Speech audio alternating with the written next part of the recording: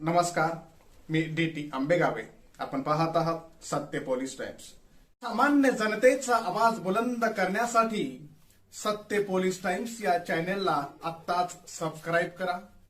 जय भवानी जय शिवाजीच्या जयघोषात आणि ढोलदाशांच्या गजरात तळे विभाग शिक्षण प्रसारक मंडळाच्या वतीनं छत्रपती शिवाजी महाराज यांची जयंती मोठ्या उत्साहात साजरी करण्यात आली. गोमा वेदक विद्या मंदिर कनिष्ठ आणि वरिष्ठ महाविद्यालय तसेच प्राथमिक विद्या मंदिर यांच्या संयुक्त विद्यमाने आयोजित या सोहळ्यानं संपूर्ण तळा शहर शिवमय झालं होतं. कार्यक्रमाची सुरुवात छत्रपती शिवाजी महाराज यांच्या पुतळ्याला पुष्पहार अर्पण आणि अभिवादन करून झाली.